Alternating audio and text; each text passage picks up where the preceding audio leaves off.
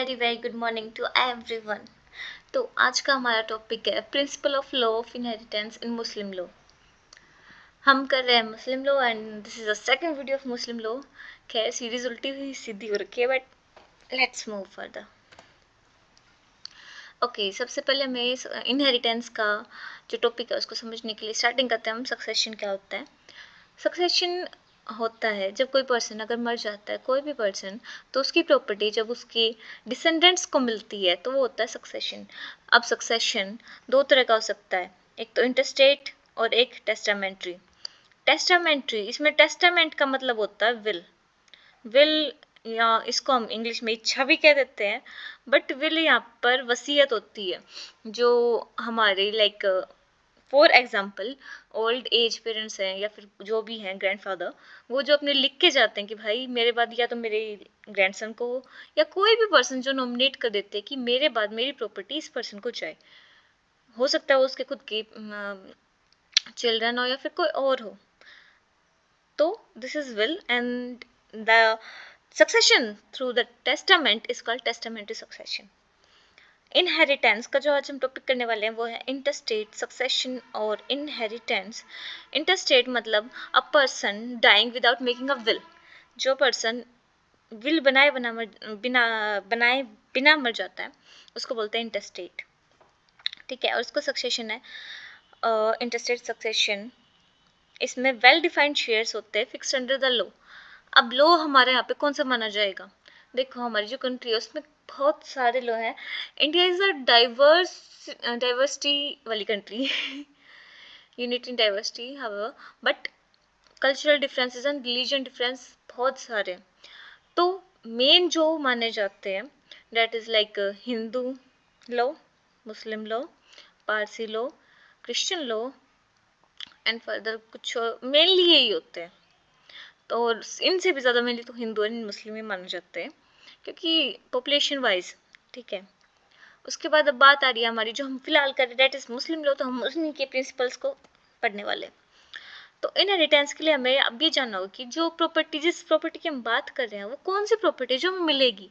अगर हम किसी पर्सन के डिसेंडेंट हैं तो कौन सी प्रॉपर्टी है जो हमें मिलने वाली है बाय इनहेरिटेंस। तो जो उनकी डिसीज पर्सन की, डिसीज मतलब मर गया जो बंदा, व्यक्ति, person, he she it any name ठीक है, तो जो भी प्रॉपर्टी उसकी टोटल होती है उसमें जो उसके फ्यूनरल एक्सपेंसेस होते हैं, फ्यूनरल एक्सपेंसेस जैसे उसकी जो कब्र खोदी गई या उस पर जो भी चीज़ें चढ़ाई गई, मतलब जितने भी प्रोसीजर जो भी होते हैं, हर एक रिलीजन के भी अलग अलग सेक्टर्स में अलग अलग प्रोविजंस होते हैं। ठीक है, तो उसके फ्यूनरल एक्सपेंसेस मतलब माइनस उसकी गवर्नमेंट ड्यूज, कोई भी उसकी अगर पेमेंट रहती है, कोई भी अनपेड डेट रहता है, उसका कोई कर्ज रहता है, माइनस विल अगर उसने किसी को बना रखी है कि अपनी प्रॉपर्टी का उसने मानो अगर एक तिहाई हिस्सा किसी और पर्सन के नाम कर रखा अपने विल में, तो वो एक तिहाई हिस्सा देने के बाद और ये सारी चीज करने के बाद जो प्रॉपर्टी बचेगी उसको बोलेंगे इनहेरिटेबल प्रॉपर्टी। जिस प्रॉपर्टी को इनहेरिट किया जा सकता है, जिस प्रॉपर्टी को प्राप्त किया जा सकता है। ठीक है, अब आता है हमारा मेन चीज, मेन टॉपिक शुरू। मुस्लिम लॉ ऑफ इनहेरिटेंस में क्या बताया गया है कि जो दूर दूर के रिलेशंस हैं और जो पास पास के रिलेशंस हैं उनमें किसको कितनी प्रॉपर्टी मिलनी चाहिए। अब आप एक बात सोच के दिखाओ, सोचो एक पर्सन है ओल्ड एज, ठीक है, उसके जो खुद फॉर एग्जांपल अगर एक तो खुद का बेटा है, एक आप उसका कोई भाई है या मतलब इस तरह से कुछ रिलेशन में उसका लाइक जस्ट लाइक सन जैसे होता नहीं, भतीजा भांजा ऐसा कुछ, मतलब कुछ भी लगा लो या उसका भाई लगा लो, बट उसके जो पॉइंट ऑफ टाइम पे उसकी जो केयर है जब उसको चाहिए थी एट डेथ बेड कह दो कि मतलब जो वो बहुत ज़्यादा बीमार थे, जो लोग उसके पास थे वो अपनी प्रॉपर्टी उन्हीं को तो देना चाहेगा ना ज़्यादा, और जिन्होंने कभी आके ये नहीं पूछा हो कि ये कैसा है ये वो। तो एक चीज़ होती है कि जो हमारे पास रहते हैं, जिन लोगों के हम क्लोज रहते हैं, वी थिंक कि जो प्रॉपर्टी है हमारी है वो उनको मिले because they deserve the property. जहाँ एक साइड हिंदू लॉ में प्रॉपर्टी सबको डिवाइड हो जाती है इक्वली इक्वली, चाहे कितने ही बेटे हों। फॉर एग्जाम्पल अगर 5 बेटे हैं तो पाँचों को बराबर होगी, नो मैटर कि कौन कैसे रह रहा है या कितना क्या रह रहा था, उससे कोई फर्क नहीं पड़ता। बट समहाउ अलग अलग सेक्टर्स में मुस्लिम लॉ के ये जो प्रॉब्लम्स है इनको सोल्व किया गया है। बेशक इनका स्ट्रक्चर बहुत ही लाइक मुश्किल हो, क्योंकि there is no stability of laws in Muslim law. बहुत सारे सेक्टर्स हैं, शिया सुन्नी और देन उनके सब sector Hanafi and what not, बहुत सारी चीज़ें। फिर भी हम इसको कह सकते हैं this is comprehensive logical and complete in all respects. ठीक है, सबके शेयर्स बताए गए हैं, धीरे धीरे सब कुछ पढ़ेंगे। हाँ, आज की वीडियो में तो नहीं, बट करते रहेंगे कुछ ना कुछ। अब जो मुस्लिम लॉ ऑफ इनहेरिटेंस है उसको उसके आधार दो चीज़ों से लिया गया, एक तो कुरानिक ट्रेडिशंस ऑफ प्रोफेट और pre Islamic customs approved by the prophet. अब बात आती है हमारी कि जो कुरान है, कुरानिक ट्रेडिशंस, जो प्रोफेट मोहम्मद थे उन्होंने जो बुक लिखी गई है, मतलब उनको जो भी अनुभूति हुई या जो भी नॉलेज उन्होंने प्राप्त की जो कुरान में लिखी गई है, उन चीज़ों को फॉलो करते हैं। और जो इस्लाम के आने से पहले वे ऑफ लिविंग, ठीक है, उसके आने से पहले जो भी ट्रेडिशंस अरब सोसाइटीज़ में ऑलरेडी चल रहे थे, उनको जब प्रोफेट ने चेंज नहीं किया और इनडायरेक्टली या डायरेक्टली अप्रूव कर दिया कि हाँ दीज थिंग्स आर राइट, तो ये दोनों चीज़ें मिलकर एक बेस बनाती कि हाँ इन्हीं चीज़ों को ध्यान में रखा जाता है प्रॉपर्टी को डिवाइड करते टाइम। अब नेक्स्ट, अब बारी आती है प्रिंसिपल्स की, जो इतनी देर से मैं बोलने लग रही थी कि आएंगे पढ़ेंगे। तो इसके इतने सारे प्रिंसिपल है जो अब बारी बारी पढ़ेंगे। एंड चलो आगे चलते हैं, इनके नाम पढ़ लो, पढ़ने हैं तो आगे चलो। So nature of inheritable property. Inheritable property कोई भी प्रॉपर्टी है, अगर आप उसके साइबर लॉ के या उसके स्टूडेंट हो तो आपको पता है भाई कि डाटा एंड मतलब बहुत सारी चीज़ें होती हैं जो टचेबल हैं, अनटचेबल हैं। फॉर एग्जाम्पल के लिए गुडविल मान लो कंपनी की, डेट इज अनटचेबल, जो हम नहीं देख सकते, ठीक है, ना देख सकते ना महसूस कर सकते, बट डेट एग्जिस्ट। तो कोई भी प्रॉपर्टी जो भी डिसीज पर्सन है उसकी डेथ के टाइम उसके पास थी, जो जिसकी ओनरशिप उसके पास थी, वो सब कुछ इनहेरिटेबल प्रॉपर्टी में आएगा। मतलब वो एक्सपेंसेस वगैरह वाली लिस्ट जो बताई थी पहले, उसको डिडक्ट करके जो बचता है वो सब कुछ है, किसी भी तरह का हो सकता है, मूवेबल हो सकता है, इमूवेबल हो सकता है, कॉर्पस हो सकता है, और यूसुफ्रक्ट भी हो सकता है। कॉर्पस मतलब जिसकी कोई बॉडी हो, जिसका कोई स्ट्रक्चर हो फिजिकल। यूसुफ्रक्ट, अच्छा अब ये सुनो यूसुफ्रक्ट क्या होता है। यूसुफ्रक्ट का मतलब होता है बेनिफिट्स, बेनिफिट से समझ के चलो। जैसे कोई अगर कोई घर है एंड उसके सिर्फ एक बेनिफिट्स हम किसी और पर्सन को ट्रांसफर कर रहे हैं, तो वो होगा यूसुफ्रक्ट। अब घर से क्या बेनिफिट्स हो सकते हैं, फॉर एग्जांपल हम उस घर को रेंट पे देते हैं और जो उससे रेंटल इनकम भी आ रही है, तो वो यूसुफ्रक्ट है। The profit we get from a property is usufruct of that property. ठीक है, अब नेक्स्ट प्रिंसिपल आता है हमारा, ये तो था कि हम नेचर क्या हो सकता है, किसी भी तरह की हो सकती है जिसकी ओनरशिप हो। अब सेकंड आ गया हमारा जॉइंट और एंसेस्ट्रल प्रॉपर्टी। जो मुस्लिम लॉ है वो जॉइंट प्रॉपर्टी को रिकॉग्नाइज नहीं करता, बिकॉज जो मुस्लिम प्रॉपर्टी में ट्रांसफ़र होती है, जो जायदाद या जो लैंड, या लैंड से एग्जांपल लेके चलो, तो वो कोई पर्सन मरता है तो उसके साथ तभी की तभी ट्रांसफ़र हो जाती है। वो कहते हैं कि साझे में नहीं रहते, उनकी जो प्रॉपर्टी है एब्सोल्यूट ओनर बन जाते हैं कि हाँ ये सिर्फ इतना हिस्सा मेरा ही है, ये हम दो भाइयों का इकट्ठे नहीं रहेंगे, हम रहें या ना रहे वो एक अलग चीज़ है, बट ये प्रॉपर्टी की ओनरशिप अब मेरे पास आ चुकी है। और कोई भी व्यक्ति मरता है तभी उसकी प्रॉपर्टी ट्रांसफ़र होती है। ठीक है, और एक चीज़ होती है कि हमने हिंदू लॉ में पढ़ा था कि जो इनहेरिटेंस है मेनली एंसेस्ट्रल प्रॉपर्टी, जो हम दादा लाइक जो प्रॉपर्टी होती है उसकी लेते हैं, बट यहाँ पर ऐसा कुछ नहीं है, कुछ भी प्रॉपर्टी एंसेस्ट्रल नहीं है, या फिर कहें तो एंसेस्ट्रल या सेल्फ एक्वायर्ड सब कुछ एक है। जितनी भी प्रॉपर्टी है वो सारी डिवाइड होगी। ठीक है, उसके बाद होता है no birth right. Hindu law में क्या होता था कि हमें बाय बर्थ, अगर हम किसी फैमिली में बॉर्न हो गए, हम पैदा हो गए, हमें तभी से राइट मिल जाता था कि उस फैमिली की जो प्रॉपर्टी होगी वो उसमें कुछ ना कुछ हिस्सा मेरा भी होगा। जैसे कई बार देखते भी होंगे कि फैमिली बिजनेस लगा के चलो, तो उसमें बाय बर्थ ही जो पर्सन होता है, 2 साल का बेबी है, मतलब जस्ट बर्थ हुआ है, वो भी उसका मेंबर होता है। बट मुस्लिम लॉ में ऐसा कुछ नहीं होता कि बाय बर्थ होगा, जब कोई पर्सन मर जाता है तभी उनकी प्रॉपर्टी का ऐसे ओनरशिप एंड ये सारी चीज़ें ट्रांसफर होने लग जाती होती हैं। और इसके लिए लीगल मैक्सिम भी है, याद कर लेना, नेमो एस हेरस विवेंटस। ओके, मतलब no person may be an heir of a living person, कोई भी जीवित व्यक्ति का उत्तराधिकारी नहीं हो सकता, only after their death there can be legal hairs.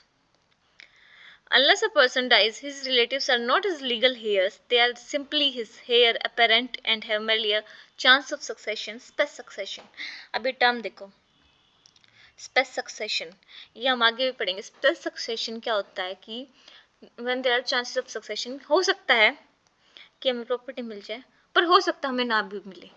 तो कुछ भी क्लियर नहीं कि हाँ भाई हमें मिलनी है नहीं मिलनी है। फॉर एग्जाम्पल, अगर कोई पर्सन आपको बोल देता है कि भाई अगर ये कोई भी घटना होगी, जैसे आज बारिश आ गई तो मैं तेरे को अपनी प्रॉपर्टी दे दूंगा, डेट इज नॉट प्रेडिक्टेबल ना कि आएगी या नहीं आएगी। तो हम बता नहीं सकते कि हमें प्रॉपर्टी मिलनी है नहीं, क्या पता मिल भी जाए क्या पता ना भी मिले।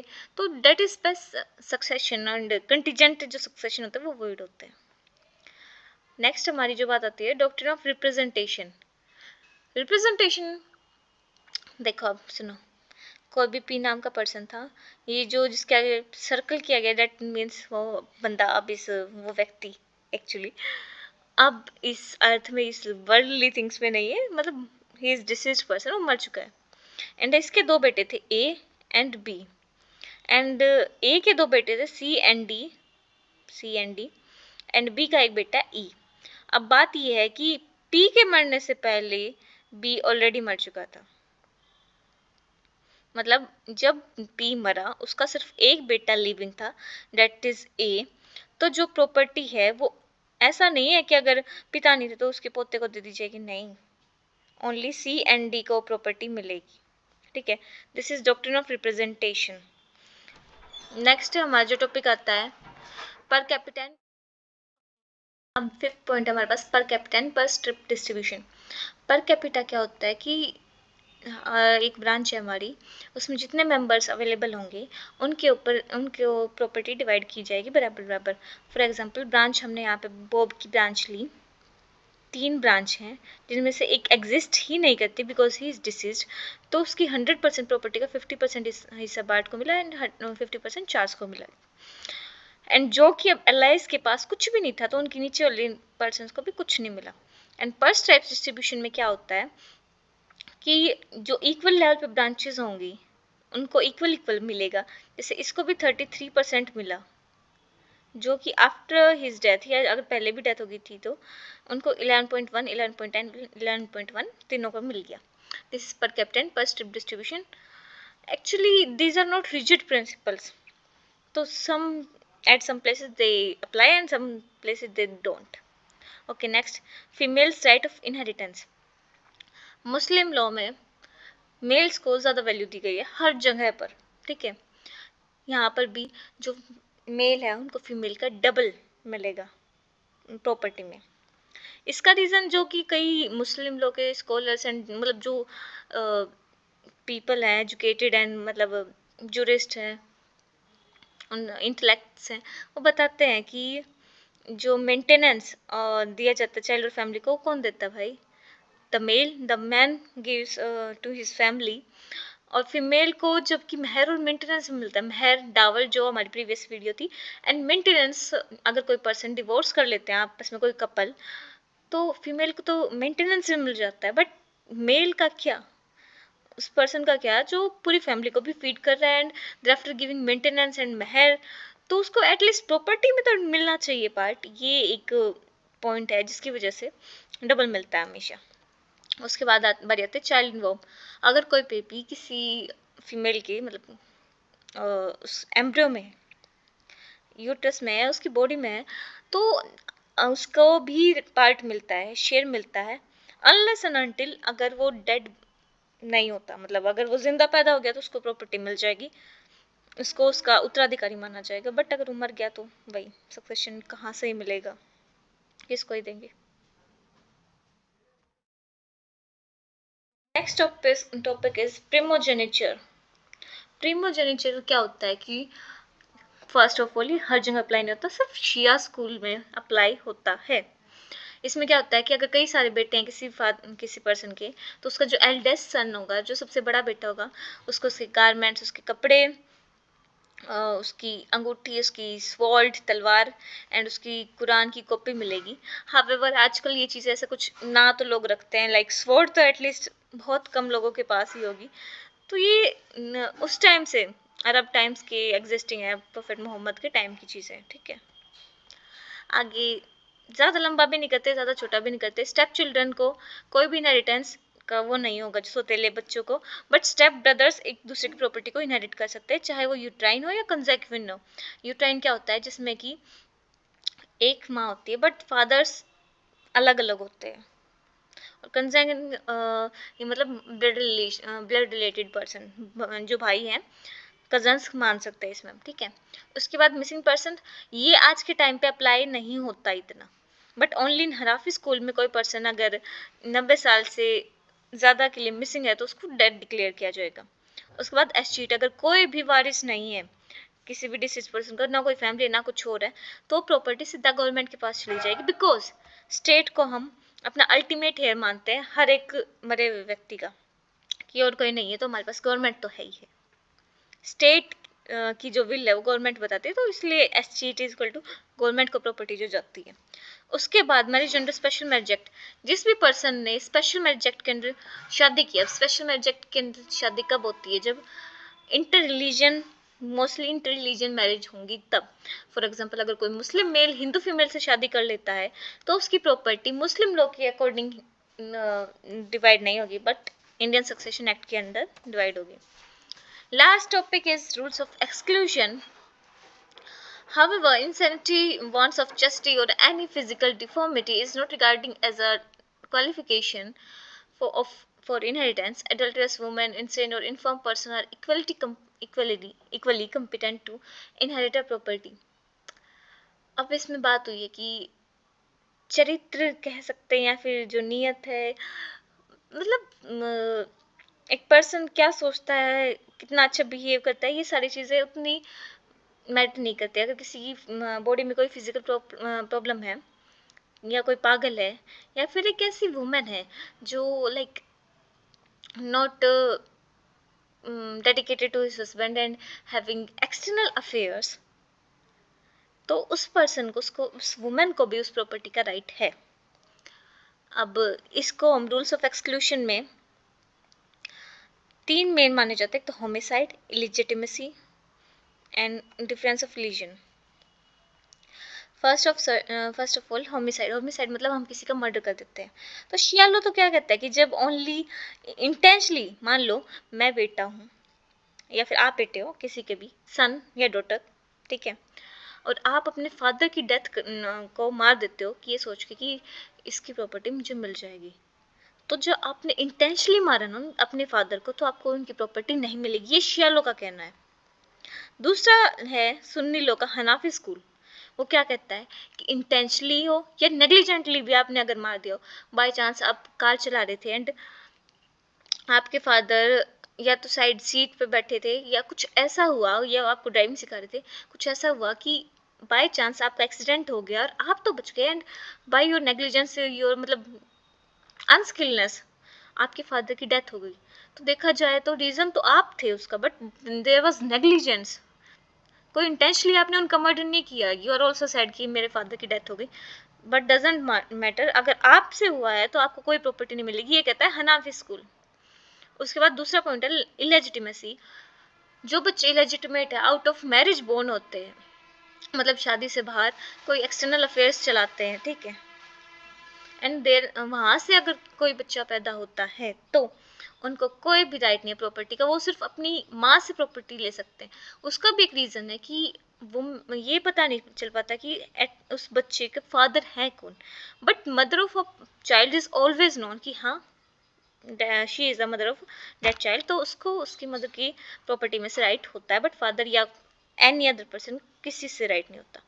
उसके बाद डिफरेंस ऑफ रिलीजन, अगर यहाँ पे होता है प्रोपिसिटस, मतलब जिसको हम जो प्रॉपर्टी देने वाला है, ठीक है, जो मर चुका है जिसकी प्रॉपर्टी बंटने वाली है और जिसको हम देने वाले हैं, उसका मैटर करता है। अगर वो किसी और रिलीजन से बिलोंग करता है तो हम प्रॉपर्टी नहीं दे सकते, ठीक है। These were the rules of exclusion and next I want to say thank you इतनी दूर तक वीडियो देखने के लिए, लंबी वीडियो देखने के लिए।